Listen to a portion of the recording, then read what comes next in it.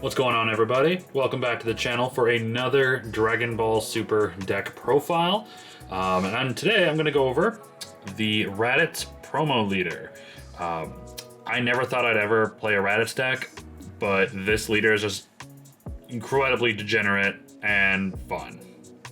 Obviously, we'll start with the front side here. Basically, when this card attacks, your opponent chooses one card in their hand and sends it to their warp. So automatically just sending cards to the warp from your opponent's hand is such a degenerate thing. And I only ever play this deck really when I'm feeling like, man, I kind of want to piss off my opponent today. I don't know, it's just fun. I don't like to play these type of decks, but for some reason I really enjoy the Raditz leader. I activate once per turn. I can look at the top 5 cards from my deck, choose up to one red or green Raditz, Vegeta, or Nappa card among them, and add it to my hand. Then I choose one card in my hand and send it to my discard. So basically I can cycle through my deck. If I find a Nappa, Raditz, or Vegeta, take it and discard a card from my hand, which there are a couple cards in the deck that you really want to use for that. Its Awaken cost is when my life is at 4 or less, or I have a green Unison with a specified cost of 3 in play, I may draw one card and switch one of my energy to active mode, which I got a couple of those in the deck I'll get to. Its backside. Once again, when this card attacks, I choose one card. My opponent chooses one card in their hand and sends it to their warp. I don't choose it, they choose it. And if my opponent has 4 or more non-black cards in their warp, this card gangs critical. So this deck, one thing about it is if your opponent's playing black, you've already lost. Like, this does not work nearly as well if your opponent is playing black. So, you know, that's the one downside to this deck. His auto is place 4 non-black cards from your opponent's warp at the bottom of their deck in any order. At the start of my next main phase, this card gangs triple attack for the turn. That's its like big finishing move. Once again, it does not work if your opponent plays black. So, but a really neat leader, and I'll show you why. We'll start with the Unisons though. Let's put that there. The first Unison I play 4 of is Super Saiyan 3 Nappa, Golden Invader. Now, my buddy says this card is absolute trash because it takes 3 energy to play, and I totally understand that. But I love its activate main ability, which is +1, your opponent chooses one card in their hands and sends it to their warp. So in one turn, based off my leader and my Unison, I'm sending 2 cards from my opponent's hand to their warp, and he's a 20k attacker. Plus, because I have a 3-drop Unison, I can awaken. So yeah, it costs 3 to play, but then I get 1 back, so I end up still having 1 energy. And having a 20k Unison is really helpful. It makes my opponent have to waste more cards to inflict damage. It's -3 ability really is not going to see any play because I don't run the special red-green Secret Rare Raditz. Its other activate main is -2. Choose up to 2 of my opponent's battle cards with energy cost greater than or equal to their current energy and KO them. So, decent board wipe and the hand removal. That's why I mainly play it. The other Unison that I run is Dark Broly, Overwhelming Evil. I only run the 2 of them. He's mainly there just to apply more damage later on if Nappa were to die, or if I just want to go for the end game. Basically, he still costs 3, but he's a double strike, and his +2 is choose 1 card from my hand and discard it. If I do, my opponent chooses 1 card in their hand and discards it. Then they choose one of their cards and KOs it. One of their battle cards and KOs it. Ugh, if I can use my words. His -0 is if my leader is green, choose it to one of my opponent's Unisons and remove a marker from it. I'm mostly going to use it for the +2 and the double strike, but yeah. If I see this card in my hand before Nappa, I might play it if I want to like just inflict more damage, but mainly I try to go for Nappa. Next, we'll get to the extra cards that I run in this deck. I run 3 of the Vegeta's Powerball. You really need them for the apes. Now, I run the 8 build of this deck, sort of, you'll see. But essentially this card is a free play if my leader is a Green Saiyan.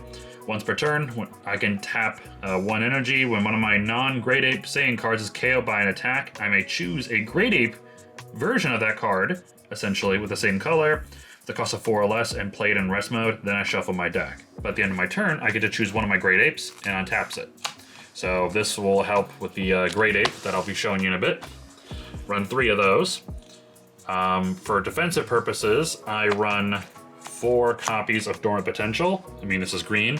Obviously, we run Dormant Potential. Essentially a free play if you have a Unison.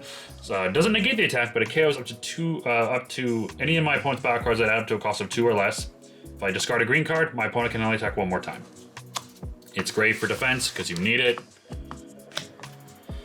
Next, I run 2 of Cell's Earth Destroying Kamehameha, or Kamehameha. Essentially, it's just an extra pressure. It gives my leader or battle card plus 15k for the battle, and if my energy is green, when I activate this card, my opponent chooses a card in their hand and discards it. So it helps me get through walls and makes them discard a card. More defensive purposes, we got Homicidal Clones.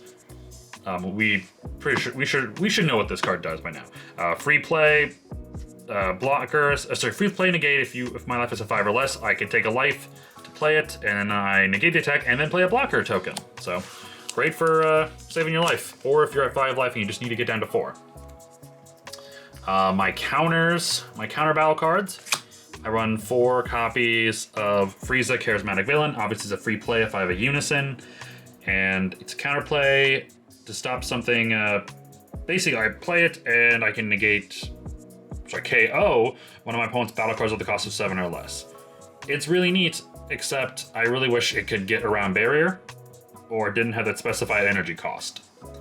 I've tried to play this card a couple times when a secret rare or like a really big card that's just like 8-drop comes out, and I realized, oh wait, I can't play this. Crap. Still a solid card, and it actually helps play another card later on.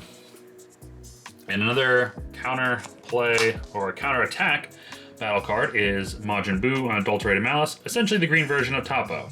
I play it, negate the attack, then choose a card from my hand, and my opponent cannot attack with cards unless they discard 2 cards from their hand for each attack. Once again, just great defensive power, and it's a 10k, so I can try to hit them, but mainly it's just there for defense. Now, the turn 1 cards. Vegeta Elite Resolve. I want 4 of these. I just need to get 2 more. But I also like the other free play card that I typically will use. Essentially, if you didn't get a Vegeta's Powerball in play, you play this card. You can either search for a Powerball, add it to your hand, or look at the top 5 cards from your deck, add up to 1 green Saiyan, or essentially you can use it to grab a Powerball from your deck, or you can look at the top 5 cards of your deck, add up to 1 green Saiyan card with a cost of 3 or less, and add it to your hand. Also, when this card is in play and you have a field card in play, this card gangs blocker. So, neat little 1-drop. I'm thinking about making it a 4 in this deck, but I really like the other card I'm running, which is just Vegeta preparing to invade. He is a blocker with unique, just like the other Vegeta, except when there's a field card in play, he can come into play for free. So I could just go the other Vegetas at 4, but with this being a free play, it's kind of hard to ignore. So that's why I run 2 of each. Now, what I was saying earlier, the apes. I run 4 of the Great Ape Vegeta Embodied Might. He is a blocker, 20k. Limit 1 once per turn, pay a green. When one of my non-green Great Ape Vegeta cards with blockers are removed from my battle area by my opponent's skill, I may play this card from my hand. So either of those 2 Vegetas get removed by a skill, I can play them for 1 if I have 1 in hand. Or with Powerball, I can just play it from my deck if one of those Vegeta gets KO'd by an attack. When this card attacks, my opponent chooses 1 card in their hand and discards it. So essentially just more hand removal. And then I can also play it for 2 green if I have a field extra card in play.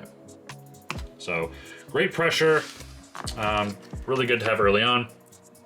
Now I talked about the cards that you really want to have in your drop area or putting a drop area. And 3 of those cards that I have are Ribrianne, Punishing Passion. So essentially this card will never see the light of day being played. It is literally just to be discarded, because if you need it, once it's in the drop area, tap 2, and your opponent has to choose 2 cards from their hand and sends them to the drop. So more hand destruction, but it's a great card to use for Raditz's ability or any other ability that requires you to discard one. More degenerate cards. We got 2 Rosy Blast Manipulators, 15k Deflect, so it always will come out and play. The 3 cost is kind of high, but honestly worth it. If my leader is green or a heroine card, when this card is played from my hand, my opponent chooses 2 cards from their hand and discards them, and this card gains triple attack. So 3 15k swings plus 2 more cards from their hand. Awesome. Love this card. It is a staple for hand destruction. Now, this is probably one of the most important cards in the entire deck, and that is 4 Raditz Ruthless Adversary. No one really thought about this card until this Raditz leader came out. This is an old expansion card, but basically it's a 1-drop. If my leader is a Raditz card, when I play him, I can choose one of 2 abilities. Draw 1 card for every 2 non-black cards in my opponent's warp, or choose up to 1 card in my life, add it to my hand, then choose up to 1 of my opponent's battle cards with a cost of 1 and KO it. Second ability, trash. First ability is insane. I remember one game I got, because according with their playing and mine, my opponent had 1.12 cards in their warp that were non-black. I play this card and I drew 6 cards.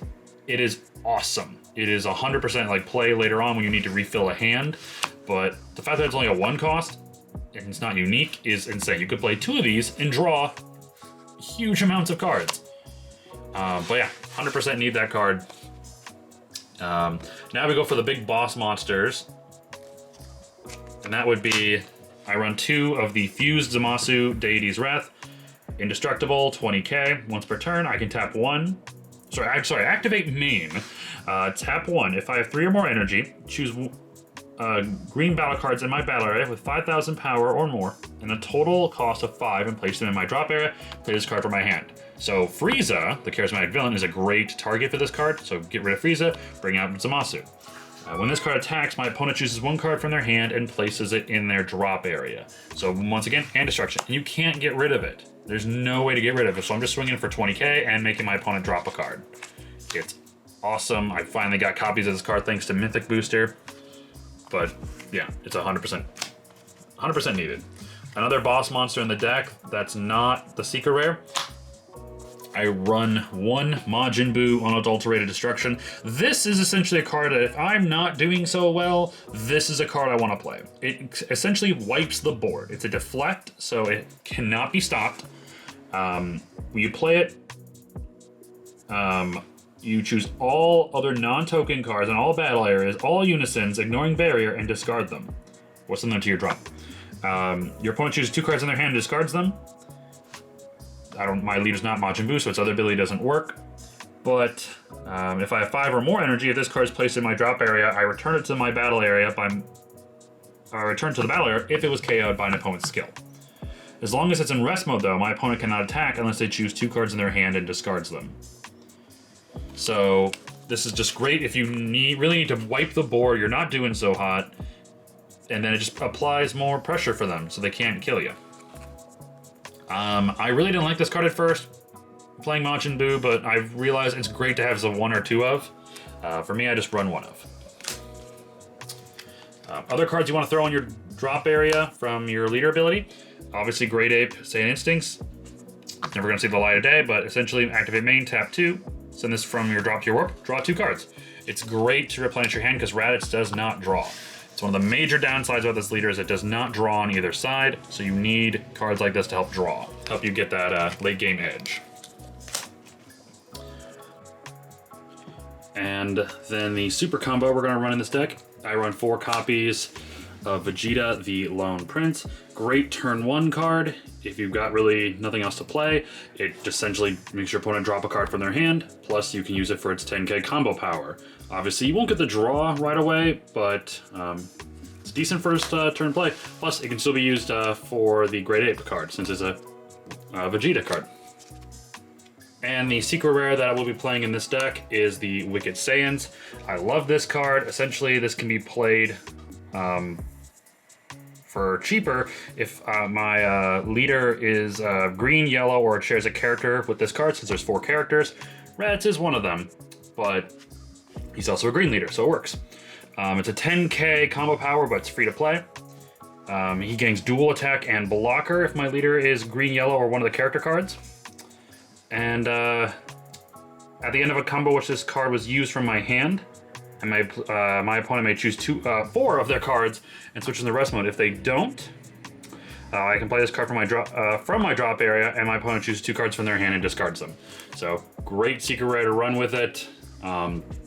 You could also run the red-green Raditz with a Super Saiyan 3 with a Vegeta and Broly, but I think this is a really good one.